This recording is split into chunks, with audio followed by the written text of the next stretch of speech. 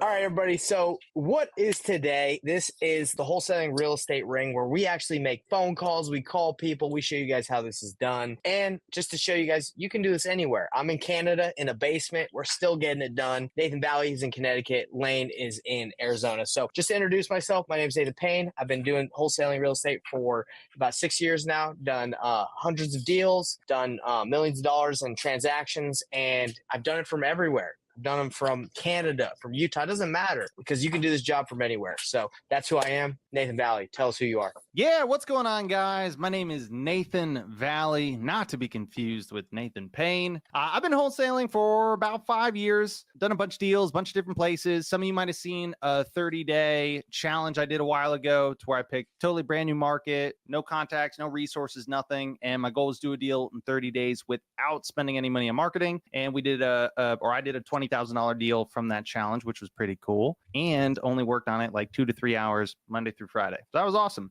But yeah, it's just a little bit about me. Lane, how about you, brother? That's as easy as it gets, right? That's how it happens all the time in wholesaling. Always. That was my journey from day one, That's obviously. Yeah. What's up, Easy everyone? I'm peasy. Lane Peterson. I have my company, which is 1, 2, 3 closed. That's how easy wholesaling is. One, you find a distressed seller, write a contract, sell that deal. 1, 2, 3 close. I've been wholesaling for last 15 years here in Arizona and all across the nation. Done thousands and thousands of wholesale deals, and I love it. We're here grinding and talking with sellers every day. That's what it takes. It takes talking to the sellers and knowing what to say on that phone, right? So, guys, that's the plan today. You hop in here because you want to see what it really looks like to talk to sellers. You want the realness, right? I'm really in a basement right now, right? We're really gonna make some calls. So that's the plan. And as always, the promise is we're going to pick up that phone. You're going to hear some real conversations. So let's do it. All right. Nathan Valley, I know you got something in the pipeline that we want to talk about, and we love to hear Lane's expertise on it. Yeah. So this lead actually came in from yours truly, who's actually watching live with us right now. Julius, what's going on, brother? What's up, Julius? Did an awesome job. He found this awesome lead and kept kind of like the foundational, most important principle with wholesaling, which is he found a motivated seller. It's like, okay, the price, but did a really good job qualifying the lead, understanding the situation, getting the motivation, and uncovering all the information around that situation. And so despite the price, we're like, okay, no, this is an opportunity. So this is a deal we're still working on. It's in Texas. It's in Houston. Just spoke with the seller this morning. It's a 4-bed, 3-bath, 2-car garage, over 2,000 square feet. Nice home. It's in great condition. They just did a ton of renovations on it. On market or off market? Off market. They've done a ton of renovations on it. Now, as far as price goes, they want 330, but in that neighborhood, I mean, like the most the property sold for in that neighborhood is about 285. Could this sell for 285? Possibly, but like 285 is like ARV. ARV could maybe be argued even a little bit lower than that, between 250, 280. They wanted 330, but they're open to creative finance. But the thing is, they're motivated sellers. So they already moved out of state. They can't afford 2 mortgages. They're in Georgia. They don't want to rent it out. The house is vacant. They need to sell it now. So listing it, basically everything else is not an option for them. They owe 161. So they have a mortgage of $161,000 with a 2.75% interest rate. The PITI, so basically the monthly payments on the mortgage, is $1,364. So $1,364. And so this morning I was talking about a couple different options with them, was able to get them open to the idea of $300,000 with us taking over the mortgage sub 2, and then they finance the rest with zero money down, and it'd be at 0% interest. Didn't talk to, I said the monthly payments would be about $385, which would make it, 0% interest over a 30-year term. And then we didn't talk anything about a balloon payment. So now plan was, she sounded kind of on board with it. They don't need money up front in a down payment. It'd be nice, but they don't need it. For them, it's more about the number. And also, yeah, I'm not too sure how the conversation went with her husband, if she got a chance to chat with him today. So I just had this conversation with her this morning. And also I set the expectations of, hey, a lot's really going to depend on when we walk through the house. The house looks like it's in beautiful condition. Definitely probably the nicest house in that neighborhood. As far as interior and updates goes, I set the expectation with her where I was like, hey, look, here's what we can do. 300 is really pushing it. I don't know if we'll be able to, come up to that 100%. And a lot is really going to depend on the walkthrough. And so I set the expectation of, hey, here's what we can do. We can move forward. If that's a number I think we might be able to do, chat with your husband, see if that works for you guys. If we're able to where we think we might be able to make that work, we can move forward with an agreement, get something signed on paper, and then we'll do like a 5-day inspection period. And what that'll allow us to do is to get a look inside the property. And then also we'll have some of our unique relationships go take a look at it, because sometimes they're able to pay more than me for whatever reason. They got projects in it, blah, blah, blah. And if I'm not able to buy it, chances are they probably can. They're usually able to pay a little bit more for me. And worst case scenario, if they're not, I'll at least be able to tell you exactly why not and what price they would be able to pay. And so that's a conversation she was supposed to have with her husband around lunchtime today. And so that's what we're following up with. So the question of where we're at with this deal is, I've had in my previous experience, I have had issues to where, now these weren't the hottest markets, but I had issues to where even though the terms are really good, investors still had an issue if the price was over retail, especially if they felt like it was more than just a few $1,000s over retail. And Payne, I know we were talking about it earlier, and you feel like, hey, man, this is a smoking deal. Like if they're okay with the 0% interest, zero money down, and we're taking it over sub 2. And the market rents in the area are probably somewhere between $1,900 and $2,100, just going off of what she was saying. Don't hold me to that, though. Yeah. So Lane, what's your opinion on it? Because I gave him my opinion. What's your opinion when you hear this? Tell me, what's the loan balance? 161. At what interest rate? 2.75. And that total payment is what? 1364. And you offered her an additional $350 a month for the equity? So, yep, she wanted, at first they were set on 330. They wanted a purchase price of 330,000. So they came down to 300. And I said the monthly payment. So, and it's all still up in the air. And guys, this is what's so great with negotiating. My favorite word. What's that? What state is this in? Texas. Okay. Houston, Texas. So my favorite word is if and maybe. When it comes to negotiate, hey, if I'm able to do this, it might look like that. Hey, if we're able to do this, maybe, it'd be around here. So I said the payments would likely be in the 350 to 380 range. When you say that, you're talking about 350 above what they owe. Correct. That's 350 to 380 directly to the seller. Okay, that's the purchase price that you're throwing out there. No. He's saying the PITI. That's the payment. Sorry. Yeah. So he's saying I'm gonna cover the PITI, and then on top of that, you're gonna get additional. Yeah, and you're doing this all with a purchase price of 300,000. Correct. And the ARV is around 285. You're saying? Probably, yeah.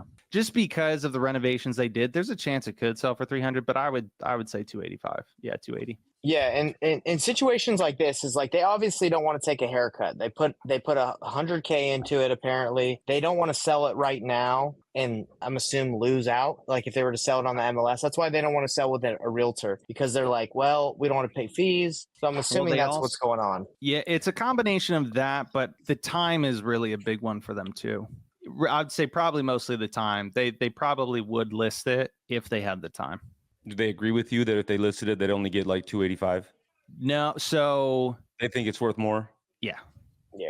So me personally, when it comes to creative, I'm okay paying more than what the property is worth. That's totally fine, right? I'm willing to do that if you get the right terms. And it sounds like you're getting pretty decent terms to justify overpaying for it a little bit. You're getting 0% on that equity. You're paying $350 a month. So now it's just going to depend on how long you can get them to until they receive a payoff for their entire equity, right? If you're basing it on a 30-year, and if you can get a 10-year balloon, all day long, I'd pay $300,000 for that property. I think that you're completely safe. You're paying down principal every single month. And by the time it comes to 10 years, you're going to have paid down that loan and the equity enough to where you're going to be sitting pretty after 10 years. Yeah. That's exactly what I said.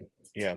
So I think you're totally fine. You're all in. You're about $1,714 a month. And that is PITI, right? That's taxes and insurance included. The 1,700 of what you're saying is PITI plus Yes. the seller financed. Yeah. So that payment. 1364, what their payment is, that includes taxes and insurance. Yep. They're way up there. So you got to make sure Yeah. that that's included in that payment. And I think you're fine. I mean, you are going to have it. So it depends on what your strategy is. Are you going to keep this for yourself? Are you going to go and wholesale this? You know, what's the strategy? Because a lot of people, a lot of new investors, a lot of people trying to get into the sub 2 game or what have you, they don't understand the value of that 2.75 loan. That is an asset. That's probably an interest rate that we're never going to see again in my life. I mean, I hope I do, but I don't know if I'll ever see it. The only reason we got it is because the entire nation got the flu. And so the government was just like, hey, we're going to just kind of print money here and give you free money to, you know,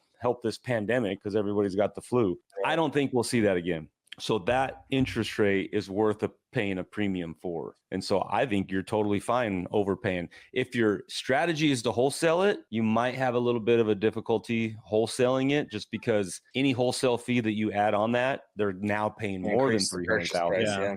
Right. So now they're going to be paying $310, $320, and that you might have a little bit more difficulty. But again, if it's a savvy investor that knows, I think that they would be okay with it still. But I would just recommend getting as long as you can on your term for that equity. Yeah. Usually, I've always done it to where I always 8 to 10 year balloon is kind of like the minimum of what I look to go for. Yeah, I have a hard time. I have a hard time getting 10 years. People, Bro, I did. like, oh, I did. 10 years? That's so long. I did a 2-year. Oh, that's aggressive. That's a gamble, baby. I was rolling that dice. I hope you bought it deep enough to where you're okay with that. I don't think I did, but we'll see.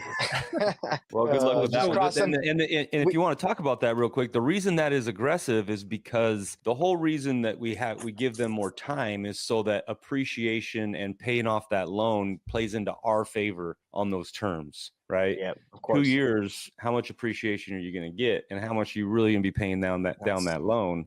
That's right. So I got 1 year left, boys. Cross some 2 years. Fingers. Yeah, if someone's only going to give me 2 years, I'm gonna have to buy it deeper. Yeah.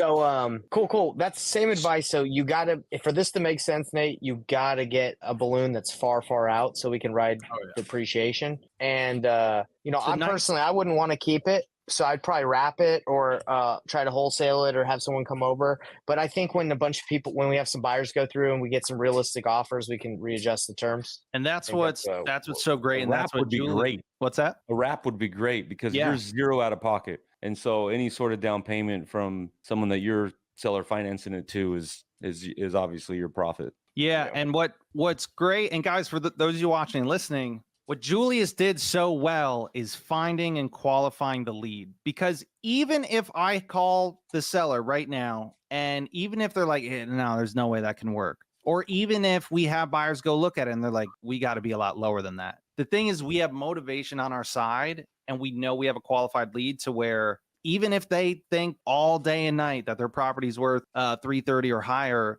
they don't have any other option, And so when you have a motivated seller, guys, numbers can drastically change real fast. So let's give the seller a call here. I don't know if she's going to pick up. She didn't text me back, so she might be busy. So let's give her a call and see if she got to chat with her husband and see what they think. Let's do it. At the tone, please record your message. When you finished recording, that's right to voicemail. It sounded like she was answering.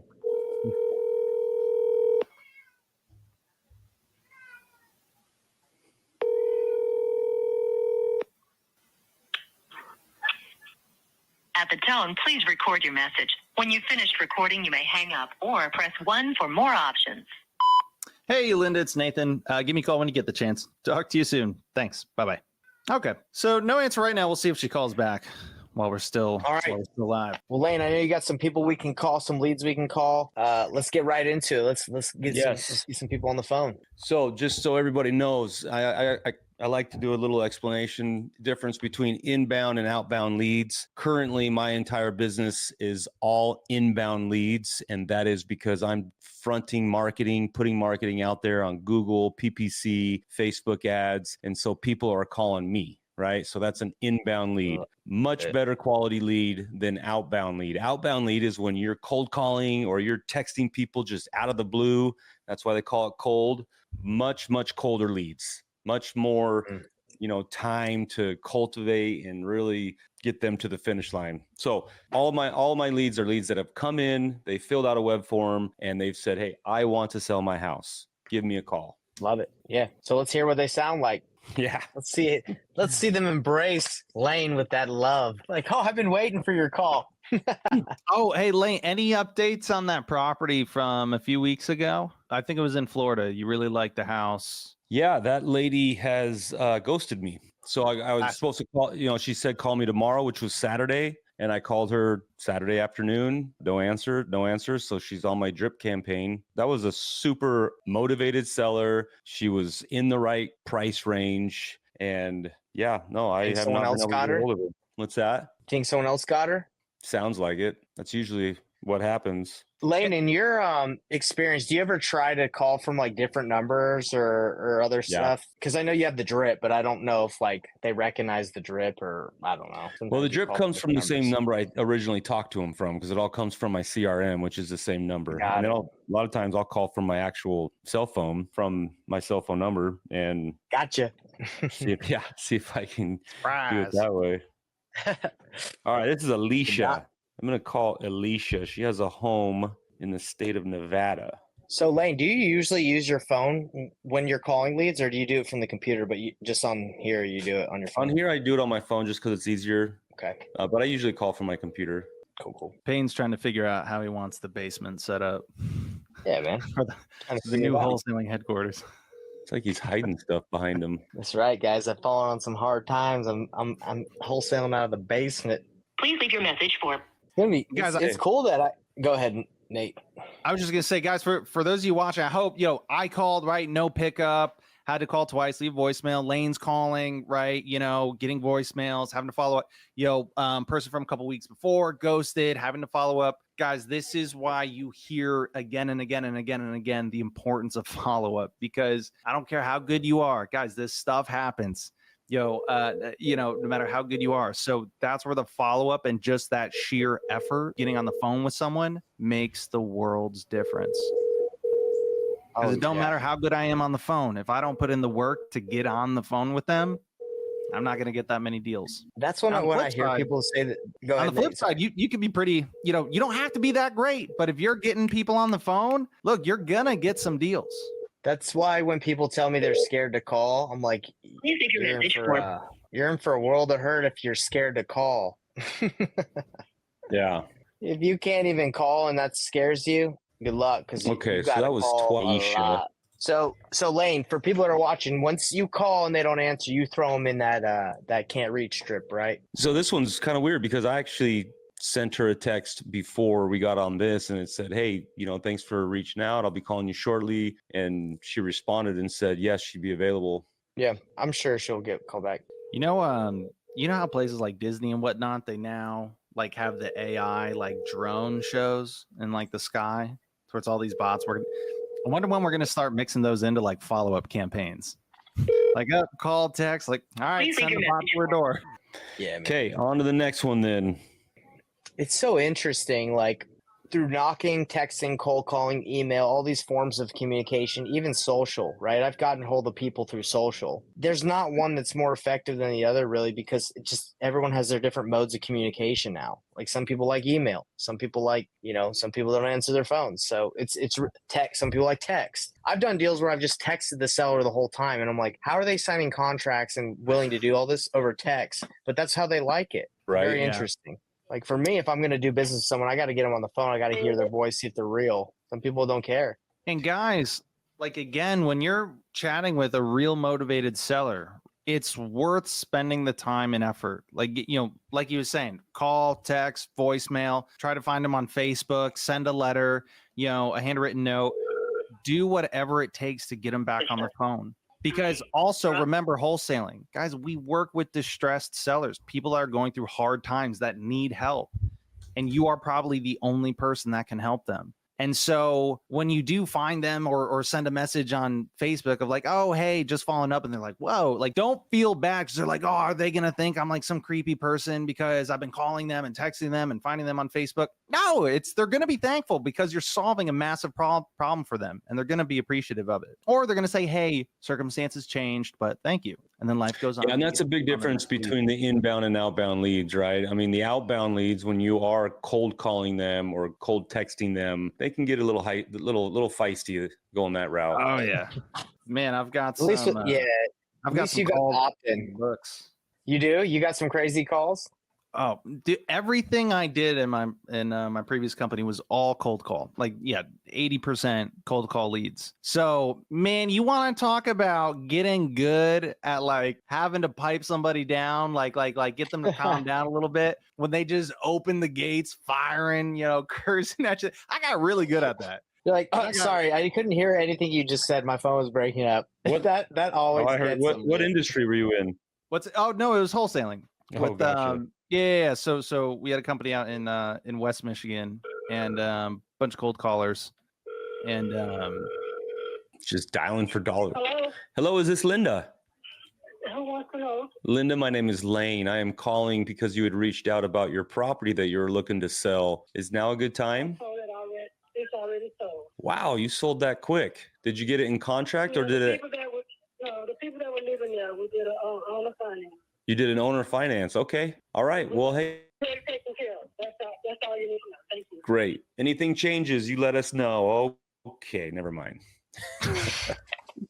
That was actually so that's so good. I love these because there's a lot to take away from them. So on that call, right off the bat, she's like, it's all done. Lane didn't just hang up and get off the phone. No, we want to confirm that. Oh, okay, got it. So you already have it under contract, or it's you're past the closing date. All right. Again, we want to confirm because that answer can, it's already taken care of, or we already sold it. We might think that's a really simple answer, but guys, depending on who you chat with, people have a lot of different definitions. And if you're in this business long enough, you'll know that, guys, a deal is not done until it is past the closing date, everyone signed, and the money has been funded to all the appropriate parties. Yeah, I can't tell you how many deals I have gotten that they sold it to somebody else and it ended up falling out and it comes back around. It happens all the time. So that's why I was trying to understand with her, do you have it in contract or has it actually closed? Because if it's in contract, it's probably in contract with another wholesaler, and a lot of wholesalers don't know what they're doing and they end up asking for price reductions or canceling the contract, and then it just comes right back to you. If you can have that, build that rapport with them. And even owner financing, especially, guys, how many times where it's,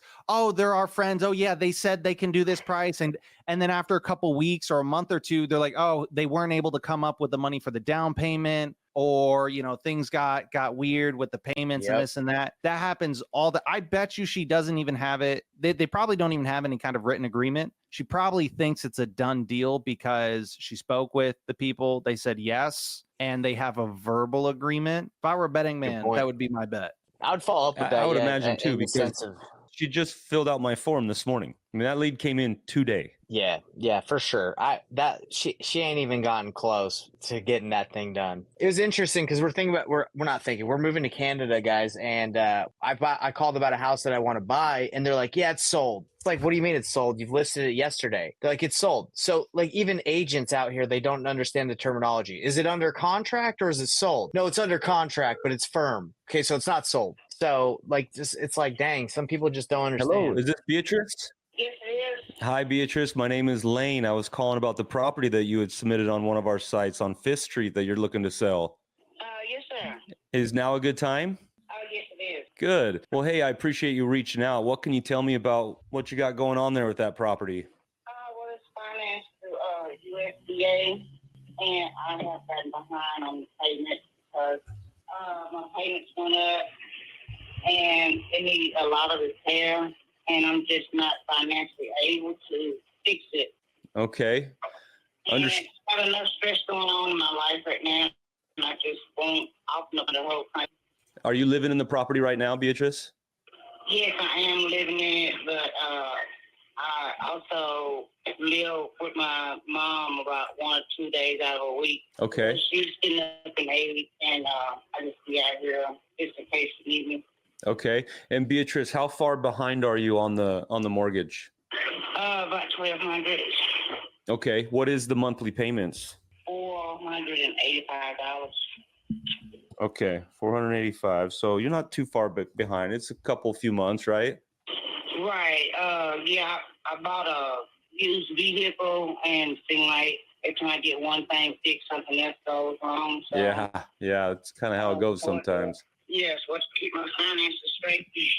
Yeah, I understand. Beatrice, so you already have a place to move to if we were able to come and buy your home? Yes, sir. Okay. I'm in the process of moving in with my mother because, like I said, she's going to be 82 in September. She needs some assistance.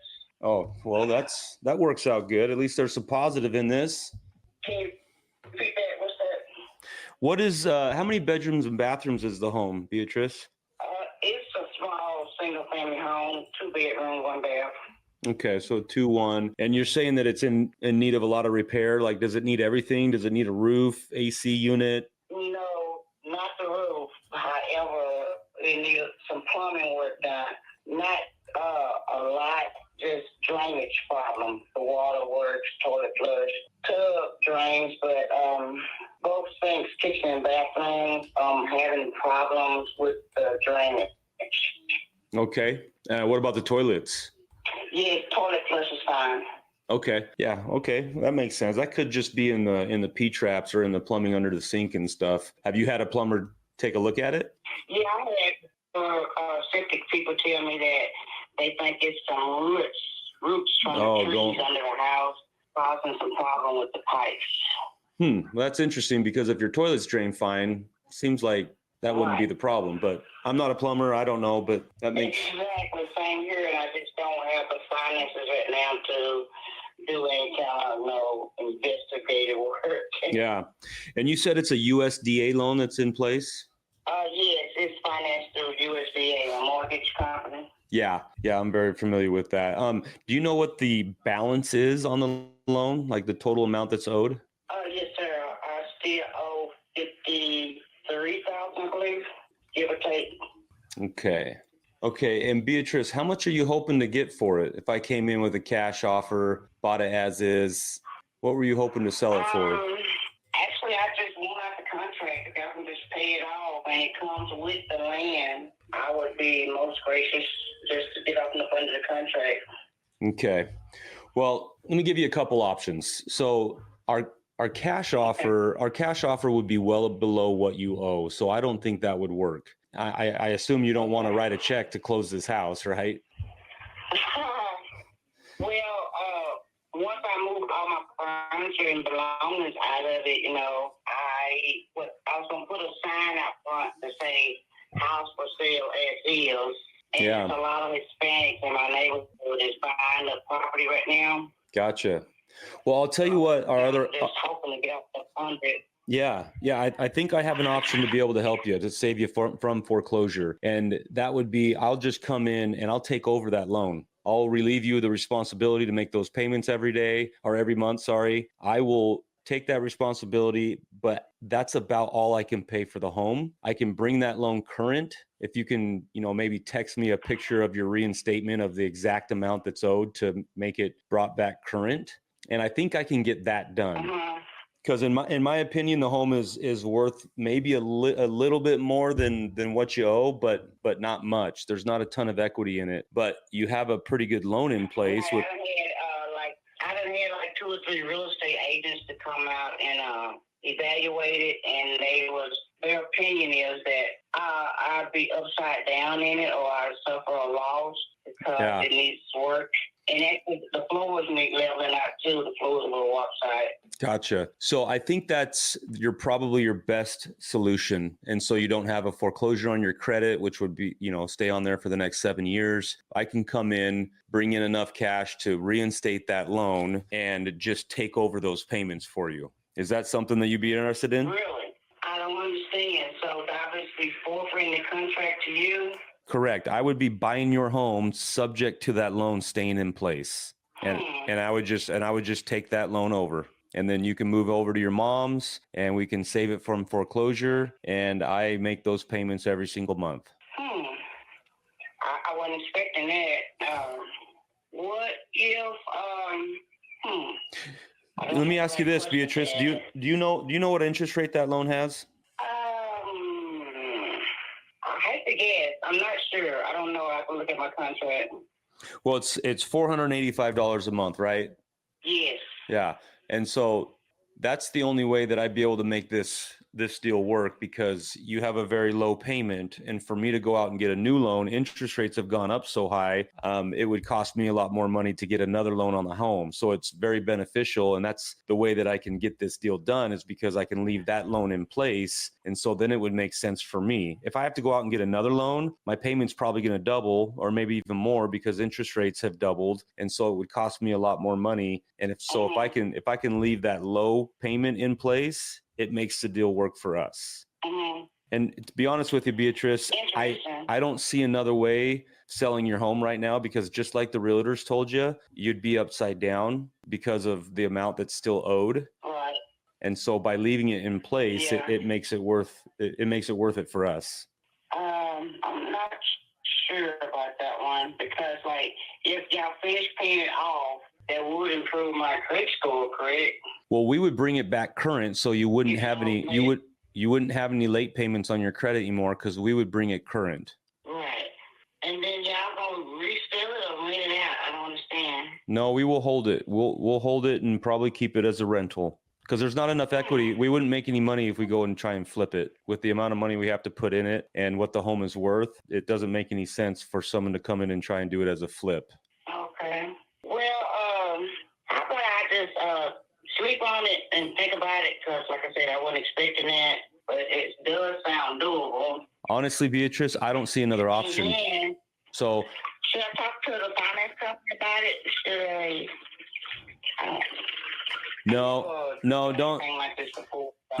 Don't do that, because we got to leave. We're leaving the loan in place. That loan it needs to stay in place in order for this deal to work. I have all the paperwork it's ironclad. It's been worked on by lawyers over the years and years, and everybody's protected. It protects you. It protects me. If we have to go in and pay that loan off right now, this deal doesn't work. And I don't think it'll work for anybody. And then it's going to end up going to foreclosure. Right, because right now it's not in foreclosure. Yeah, probably one more month, though, it will be. Let me sleep on it, okay? Yeah. What you say your name was again? My name is Lane Peterson. And this is the best number. Yeah, this number I'm calling you on. I kind of like the idea of it, but like I said, I wasn't expecting it. I wasn't sure how that worked. So let me stew on it, think about it, and I will get back with you within 4 to 48 hours. Awesome. We'll talk then, Beatrice. Thank you so much. All right. Thanks for your time. Okay. Have a good evening. Bye. You don't have another option. Oh, so that she just hit us with all the pillars of motivation. Time. What else is there? Condition. You name it. Motivation. Yep. Everything. Price. But yeah, that was good. One thing. Well, there's a lot of things to point out. One of the things that I loved is, and I do creative the same way when talking to a seller, and this is where I see a lot of excellent people. Excellent job, Lane. Excellent. Where they kind of go wrong with it is a lot of times, or I see a lot of people to where it's you guys are trying to get too technical with it, explaining, it's a subject to document, and here's how it works, and and just getting into all the technical stuff. And guys, the seller, it just loses you. And then you lost her and you kept it really simple. So imagine if you went deeper. I was trying to keep it as simple as I could, because she was just like, great. How does that work? How does that work? You got to keep it simple. And when you have a motivated seller, guys, they're going to move forward with it. And again, because like you were saying, she doesn't have another option. And so, yes, we can answer a little bit more questions if it really, really comes down to it, but there really isn't a need to waste the time. Because either, yes, she's going to do it, and then we can just move forward, and I don't need to spend an hour, 2 hours explaining the ins and outs of subject to and all that stuff, or she's going to let it go to foreclosure. Her freaking realtors told her, Yeah. you're gonna have to write a check to sell this house. You're upside down. I mean, there's no other Bro, option. one of the investors that I worked with back in the, when I was brand new, what he would do is he would just buy it subject to or contract for deed and just wouldn't even tell him at the close. He would just do it. And because in situations like this where you have to buy like this or it doesn't work, you just do it. But not saying you do that, everybody, That's but crazy. some people just do it.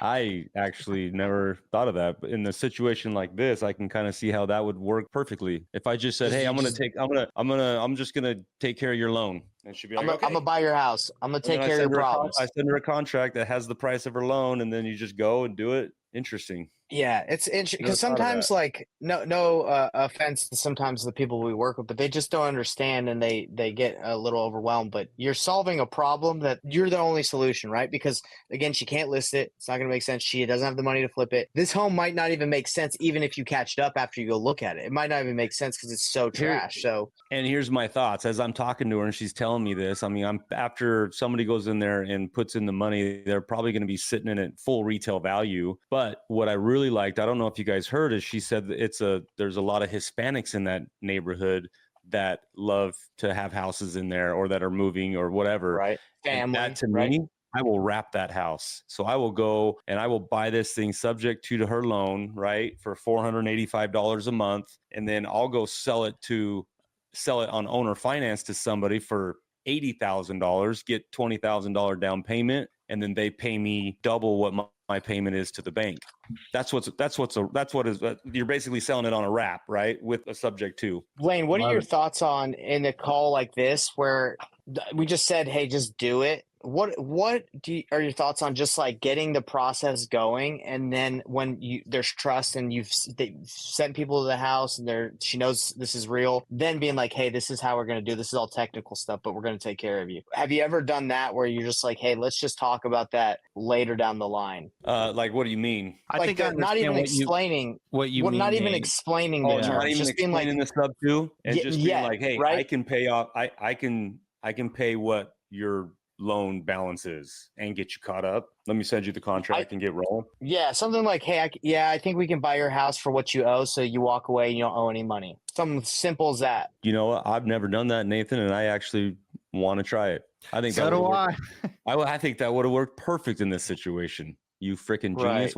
Why didn't you speak up? Yeah, and You know- guys, the reason why we're kind of throwing this idea back and forth is marketing 101. A confused brain always says no. You know, a confused mind always says no. And so that's with creative where you have to be so careful, and why really just trimming it down to like, what is just the simplest way I can convey this to the person, you know, and then maybe just give a little bit more crumbs here and there as needed if they're absolutely asking for it. But otherwise, especially somebody like this to where they have no other option, you know, Yeah. they need you to help them. And I'm not saying that we don't talk about it at all. I'm just saying like trust develops as people see the process down the line. Like we had this deal, Lane, that we were doing that we did $86K deal, but in the beginning, the seller would not have accepted like an upfront negotiation. Like we had to it took time, and then we were able to, like, she felt the process, she saw the process, she saw buyers going through, and she was like, "Okay, this is real.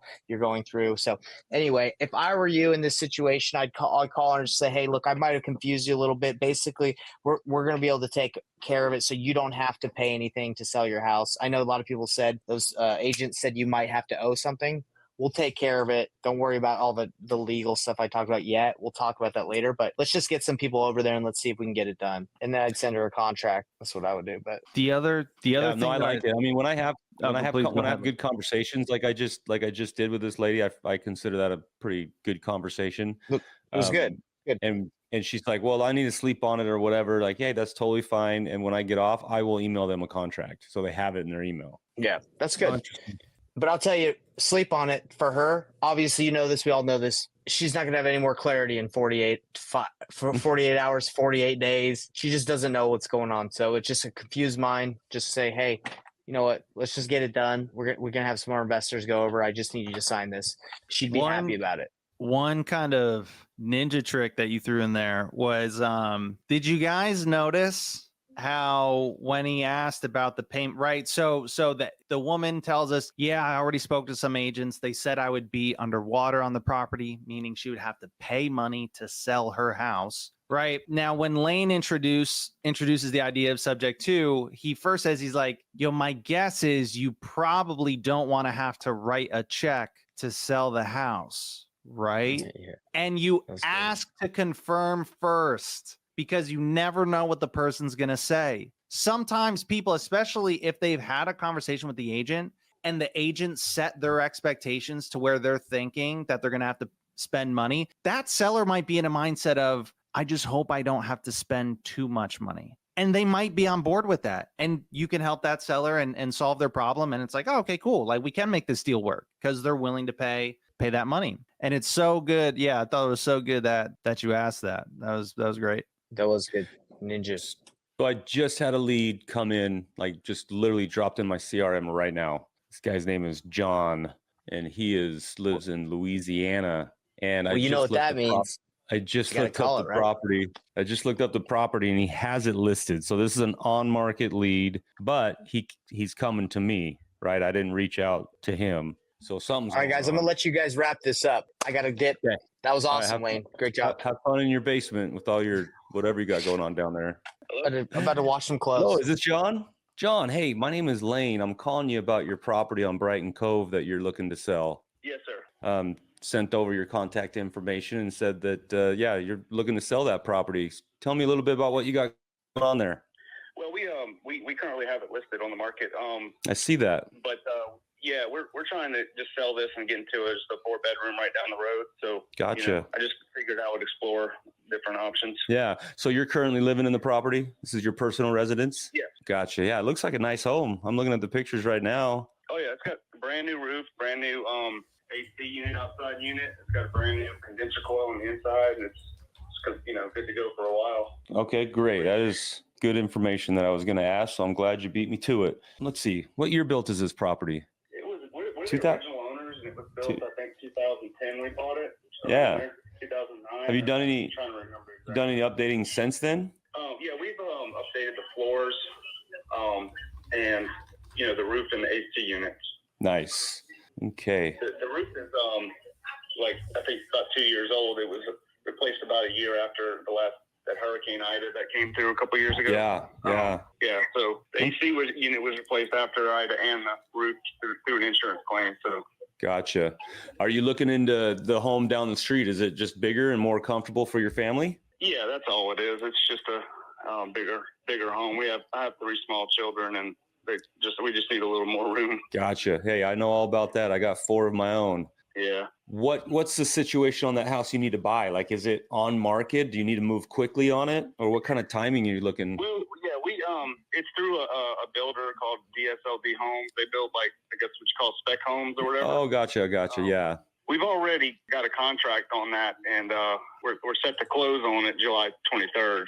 And it's something. It's just this home was built the same way through the same builder, DSLD. Gotcha. We were able to pick the plan out, the colors, the brick, everything. You know what I mean? All the details of the house, and we did this. We're doing the same thing with that one, but we were just kind of we just listed this one about a month ago. Yeah. How much activity have you had on it since you've had it listed? Probably about 4 different visits, but not a whole lot of activity other than that. Yeah. What kind of feedback are you getting? No offers? Any feedback? Yeah, we haven't had an offer yet, but the feedback we're getting is that basically they're always like, we like your house. It was a great walk. It's in our top 3. That's all they ever said. Gotcha. And your realtor still feels like you're priced competitively? I mean, now that we had it on the market for this long at that price, he feels it's probably time to move it down like $5,000 or so to $10,000, kind of thing. Yeah. So we haven't done that yet, but that will be the next step. Gotcha. Okay. Well, John, let me just tell you a little bit about us. We're a cash buyer. You know that. You reached out to us, and really what we're looking for, we're looking for situations where we can bring value. Your situation isn't the type of value we bring by rehabbing it and, finishing the house, redoing the whole house top to bottom to really get top value out of it, because it's a beautiful home. Okay. You guys are looking looking to restore a house and sell it kind of thing? Well, not necessarily. That's one option that we have, and that's one way that we bring value to the situation. Let me ask you this. Is your new house contingent on this one selling? Like your loan that you are getting on the new house, does this house have to sell in order to get that loan closed? No, because qualify for, our mortgage is only like $1,000 a month on this house. Okay. So we qualify for both houses, actually. Gotcha. So you don't necessarily need your cash out of this one, or are you needing your cash for the down payment on the other one, or do you already have that taken care of? I mean, we do, but we need to move it as soon as possible to replace those funds in our account kind of thing. You know what I mean? It's kind of the only savings we have, really. So Gotcha. What's the loan balance on your current home? We owe like 122 on this house. So we have a considerable amount of equity in this house. Right. So how much? The reason I'm asking these questions is because there is different options that people don't realize that you can sell your home. And if I was to come in and just pay you cash and buy it quick and easy, close it as is, not have any realtor, I'll pay all your closing costs, I'll do all of that. I mean, I'm probably going to be around, I'd say 175, maybe 180. And I don't know if that gets it done. I don't know if that's enough or if that's the right option for you. Well, see, that's why I called you guys, because, by the time we sell our house and we have to lower it by, 10 or 15 grand and then pay the realtors 15 grand, you know what I mean? Mm-hmm. We're looking at only pocketing probably, you selling our house for 240, we're probably coming out 220. You know what I'm saying? Right. Because we'd have to pay the realtor and everything else, probably come down with $5 grand for closing, all, you know what I mean? All that type deal. So, we were kind of looking for something around, 225, if we were going to try to sell it to someone that going through the real estate deal, the realtor deal. Yeah. So. Yeah. And I can't get there on a cash deal. But I'll tell you what I can do. There's other ways to sell your home. Like I said, my cash would probably be 175.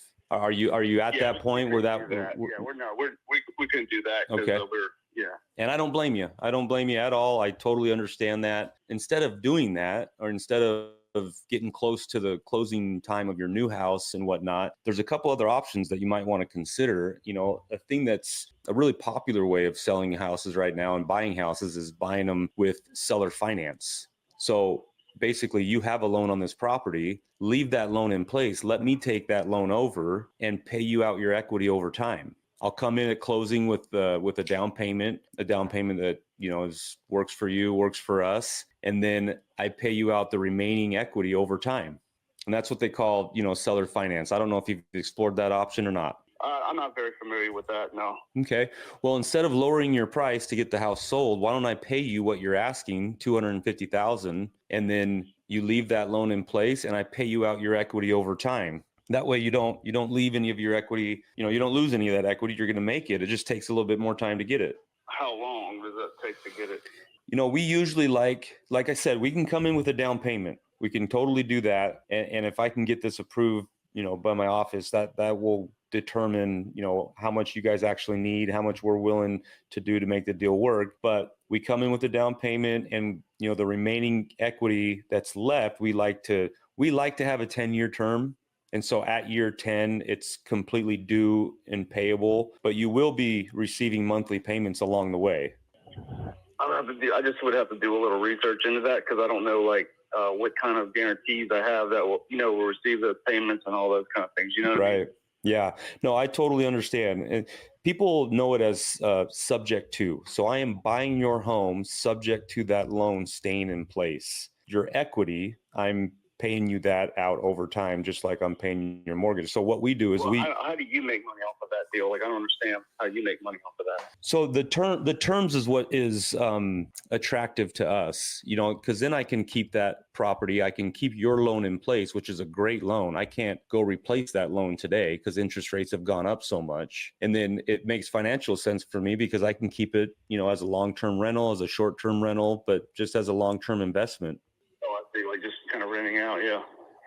That's a lot of people are doing that in this neighborhood. They've kind of moved on, but they've kept the house as rental kind of thing. You know what I mean? Yeah. The better part of selling it on seller finance is you're not a landlord. You're selling your home to me. You're not responsible for any maintenance, any taxes, anything. I'm making the payments on your loan. You're actually selling the home. That's the difference. You're not a landlord, and you get at closing you get more money than if you were just being a landlord, because we're going to come in with a down payment, and then you wipe your hands clean, just same way as you when you sell your house traditionally. So as long as I'm paying the monthly payment, the deal stays in place. Is that how it works?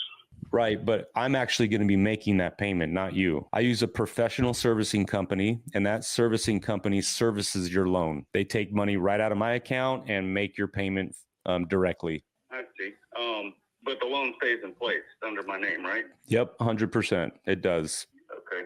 And what would have happened if you guys start just went insolvent or something? You know what I mean? Stop paying on the loan or totally. Yeah, we have paperwork that's been through lawyers, and it protects both sides, and I can send you the paperwork and you can take a look at it. But there's also different ways of doing that. We don't need to get into all those details right now, but 100% all the paperwork protects both sides of that transaction. So if for some reason I die or my company stops operations, which don't see that happening. I've been in business for 25 years. If something happens, if that loan does go late, then the way the paperwork is all written out, that you can take the property back immediately. Okay, so that's how it works. Okay. That might be something I would consider. Can you at least send me something I could read up on that? 100%. Let me make sure. Did you give us your email? I put it on there. JP Lacasio at Gmail? That's right, yeah.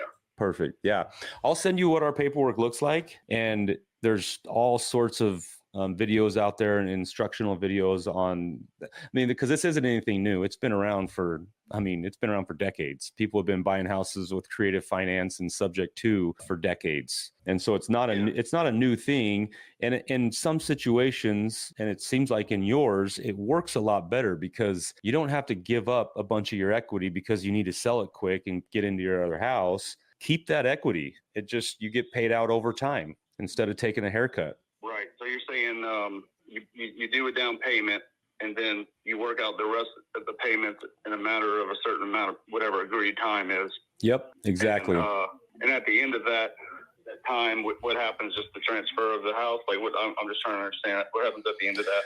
So at the end of that, then your equity portion is 100% due in full. So for example, what's your monthly payment on your $122,000 loan? Yeah, we only pay $1,000 a month, like $1,020, with everything. So. Yeah, that's right. That's what you told me. So on top of that $1,000 a month, I'm going to pay you a certain amount for the equity that you have that you're carrying. And then at the end of, let's say 10 years, whatever the balance is left, I owe that in full.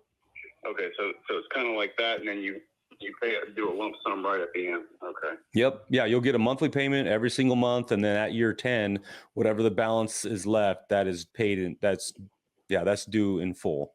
Okay.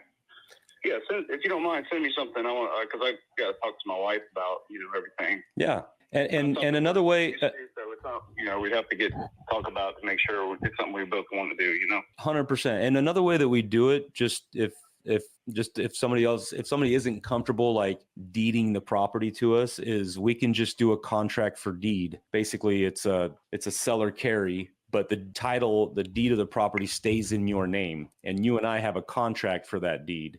That makes people feel a little bit more comfortable. And we've done that many, many times as well. So there's just a couple ways to structure it. The concept's the same, but there's a couple different ways to structure it to where everybody's comfortable. Right. I see. Yeah, if you don't mind, send me the information on that. I'll read it over, just give me a couple days to look at it. 100%. Yeah. And if you want me to jump on a call with you and your wife, I'd be happy to do so. Yeah. Once I read that and think about it, because, we need to do something, and we would like to get into the other house without prolonging the date much longer. I think we already pushed it back to middle of August. That's about as far back as we could push it, Yeah, send that and I'll take a look at it, and then we can talk again. Awesome. You'll have it in your email here this afternoon, John. All right. Thanks a lot. Hey, thank you. We'll talk to you soon. All right. Bye-bye. Nice. I don't know how smooth that went, but I thought it was really good. It went well. And that, for me, like, that has been 80% of my experience with with seller financing, except I would get like really into the weeds when I was inexperienced, and I would like that one call would have been like 2 to 3 times as long for me.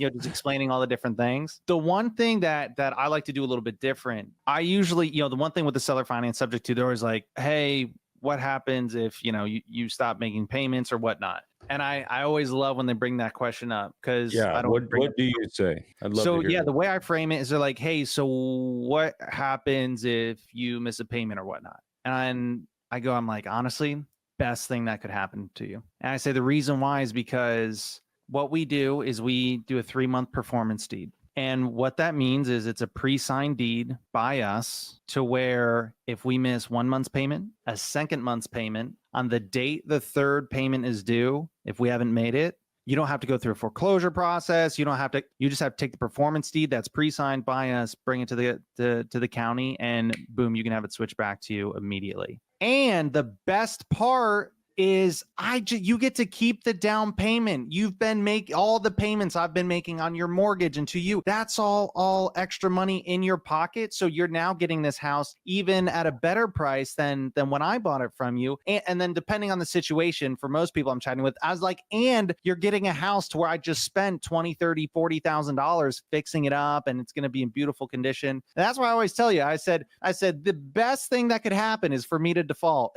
and you to get the house. Yeah, that's true. And I forgot to bring up the performance deed. Like I said, I try not to get too much into the weeds, but that's a phenomenal way of doing it, because that is true. A performance deed, you could actually do a 60-day performance deed. And so people that don't know this, that it's a deed, like, when you sell a house, you have a deed to that house that says you are the owner, right? Or the title is actually, but the deed. Anyway, so you have that already signed, notarized, and in the seller's hand. And so if you miss 2 months payment, they can just literally go and record it, and they have the house back. They don't got to go through a foreclosure process. It's like a deed in lieu of foreclosure. Yeah, and it's like you don't need to go through foreclosure. You don't need any attorneys, nothing. You just need to, drive to the court and have it recorded. And so that's how I like to frame it. But no, man, I thought that was great. They're more motivated than they're letting on too, which is good, because that time frame, he was kind of letting up a little bit more towards the end, but that time frame is really kind of what's eating at him. Yeah, for sure. And did I share my screen okay? Were you able to see it? Oh, I wasn't sure if you meant for that. I didn't put it up on screen. How long was it been listed for? It's been on for 50 days, and he's had a couple price reductions. Yeah. The nice thing I did mean to do it. I was just kind of poking around. It's really tough because, like, this is Louisiana, and Louisiana is a non-disclosure state. And those are tough to be comping when you're on the phone trying to get to the bottom of like what the value is and what are comps, because, Zillow, Redfin, Realtor, they don't show you what houses have closed for because it's a non-disclosure state. They don't have to. Utah is like the same way. And so trying to like get a value as I'm on the phone talking with them takes a little bit more. I actually, this may seem really small to some people, but like, sales is death by 1,000 cuts. Like, it's all the little things that add up that a lot of people don't even notice. I love how in the beginning you had mentioned, you're like, yeah, there's this, it's a new kind of really popular way to sell a house nowadays. And that's how you entered that frame. And so and guys, what that does is that gives you that social proof aspect of, because that's the hardest part with seller financing subject to, is even if you think of selling a house cash, like there's a lot of paperwork, there's banks, there's mortgages and all that crap. Seller financing, it's the same thing, but the difference is people really aren't it's not that they're nervous about the seller finance, right? There's a lot of really good answers to all of their questions and objections. What they're truly afraid of is, I don't want to be the person that does something different from the group and it goes bad and I look dumb because I did something different from the group. People want to move in herds. They're scared to do something that's seen as different or unpopular or, not with the herd. And so, dropping like just really, really little things like that, man, it really helps to where it's like, no, this is popular. It's just, you might not have heard of it. It's like the new hip thing. Yeah. All the kids are selling their houses this way now. All right. Well, Dude, we're amazing, man. We're getting over on time here. Hope it was helpful to everybody, and we'll be on again next week. And also we'll follow up with Beatrice, see if we're going to get that house. Yeah. I think the only exit on that thing is buy it on a subject to and sell it on a wrap. Either that or a bulldozer. I don't know from how she's talking about it. Yeah. Yeah. It's pretty rough. That's awesome, man. Lane, for anyone that was like, oh my gosh, that's amazing. Lane, you crushed it. I've got a great lead or deal, and I need you to help me with it. How can people get a hold of you? Yeah, you can find me. I put it in the chats. HOV Lane, LAYNE. You can find me on Instagram, Facebook. Just actually my my Instagram, it's got a link in there that we can work deals together. If you have a deal you need help getting across the finish line, you have a deal you need help selling, or you just need help, I love it. That's why I'm the HOV Lane. Come jump in. Let's carpool. I love that, man. That's awesome. Awesome. Well, guys, definitely go check that out. And if you're into wholesaling or looking to get started in wholesaling, and if you want the hardest parts of wholesaling done for you, guys, go to painlessflipping.com. It's it's pretty crazy. We do the hardest parts for you. So check it out. Thanks for tuning in. See you guys next week. Take care, everybody. Thank you. Hey everybody, what's up? It's Nathan Payne, and for the first time ever, we just released this insane training bundle that has literally everything that I've learned from doing a combined 4,000 deals in real estate, all from starting with absolutely no previous business background experience or any real estate experience. Plus, there's over $19,000 worth of free gifts that we're throwing in, all for an insanely low price. If you want to get your hands on this, be sure to click the first link on the description below right now.